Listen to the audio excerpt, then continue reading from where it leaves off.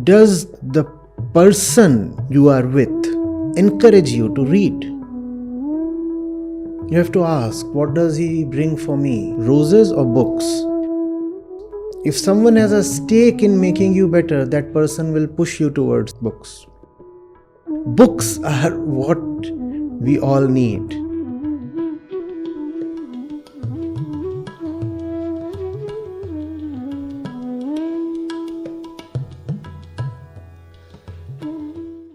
Sandeep Jamwal is here.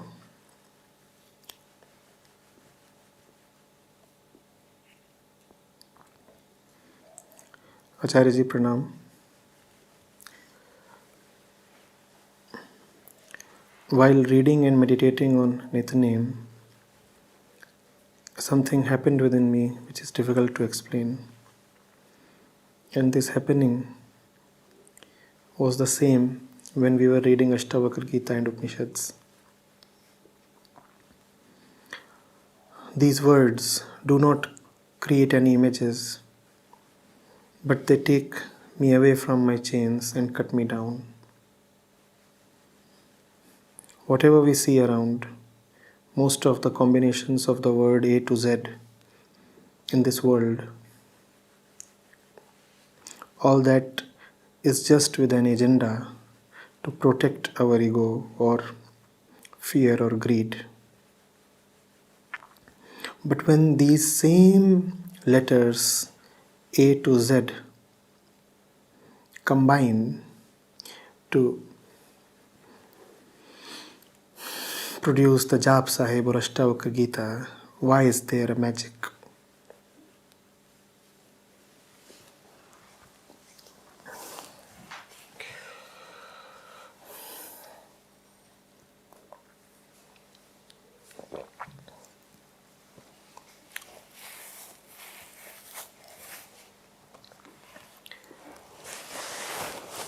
There is just a magic, Sandeep.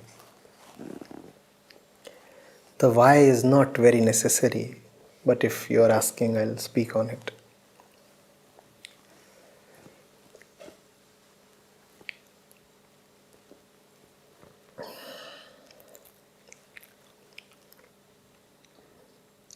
There is a sacredness, a trueness that is at the root of the world. The world keeps changing, coming and going. The trueness remains. The world is many things. To the lover of the truth, the world is an expression of the truth. To the hater of truth, the world is a competitor of the truth. Do you see how the meanings of the world can change according to the mind that is looking at the world? If you are a lover of the truth, then the world is a manifestation of the truth. If you are a worshipper of the truth, then the world is an offering, a gift, a prasad from the truth. Whereas if you are a hater of truth, somebody who loves to say that the truth doesn't exist, then the world is a substitute to the truth. If you hate the world, if you hate the truth, you will say there is no truth, there is only the world, the material world. So what does the world become? A substitute, a competitor. It depends on who you are.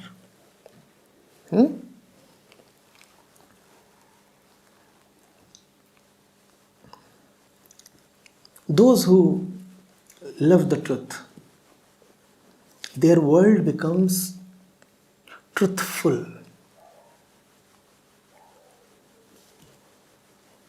Everything in their world gets arranged to serve the truth. It comes from the truth, it serves the truth, it serves the truth, so more comes from the truth, more comes from the truth, there is more to serve the truth. The truth is served even more, there is even more that comes from truth. And all this expression is material. But that expression is merely a result of the commitment of the expressing one to the truth. It is not merely their words that are now arranged, configured in the design of truth, in the light of truth, by the virtue of truth. Everything, even their body. Just as their words take you beyond your chains, even their body, their eyes, their looks will take you beyond their chains. It is obvious, is it not? If the words of Ashtavakra have so much power, what power would be there in sitting next to Ashtavakra? Words are material things, are they not? And the body too is a material thing. In fact, the words require the body to emerge. If the words are so beautiful, there would certainly be great beauty in sitting next to the person of Ashtavakra. The way they wear their clothes, the way they eat, the way they work, everything would be a scripture, provided you know how to read.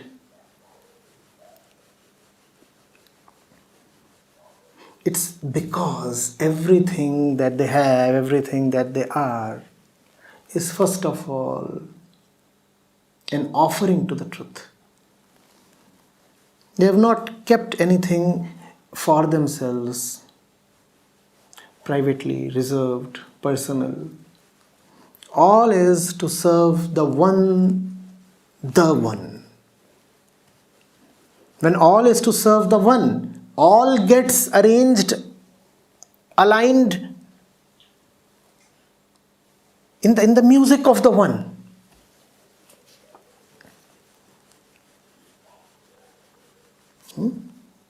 It depends on what you want to do with your earthly existence. It depends on what your fundamental concept is. If your concept is, I'm false because I'm incomplete, I'm false because my daily inadequacies prove to me that I cannot be the final one.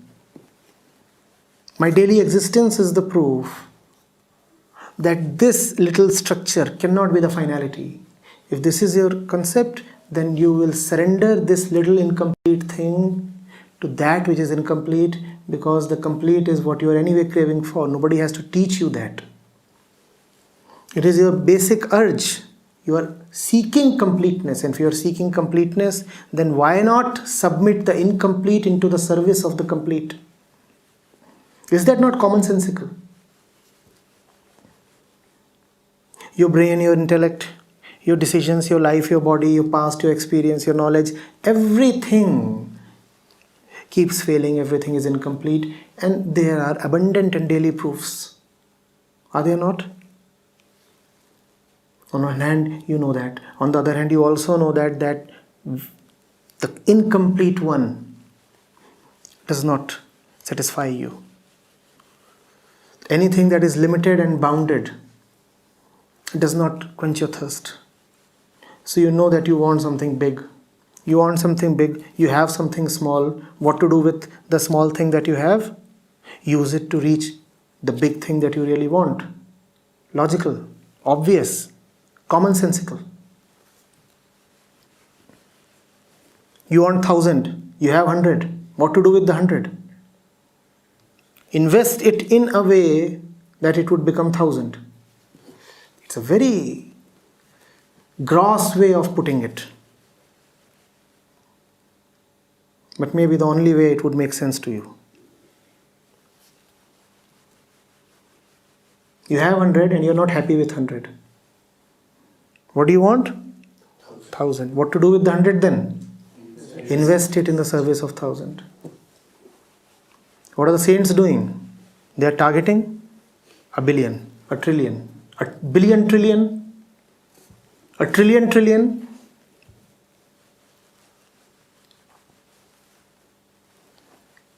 using just 100. That's some smartness. Huh? Those are the really smart ones. Not these dudes that are hanging around wearing the tags of smartness. Somebody gets 15% return on his investment and you start calling him smart.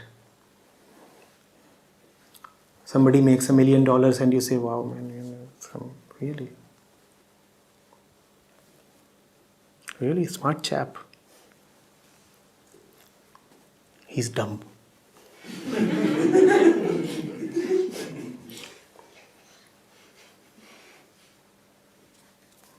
Fortune 500. Really something big. They wasted it. Buggers, you've lost it. You know what? You just lost it.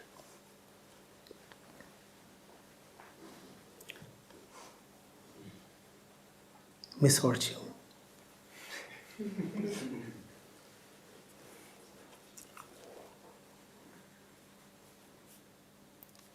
Change your concept of smartness.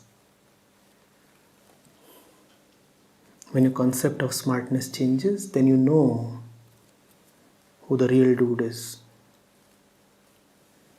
That's worship.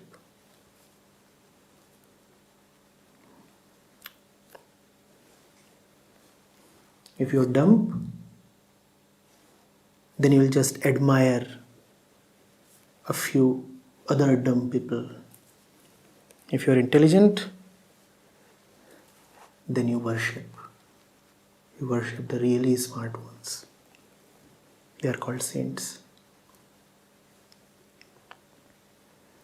That requires you to be super smart. Dumb people will admire only dumb people.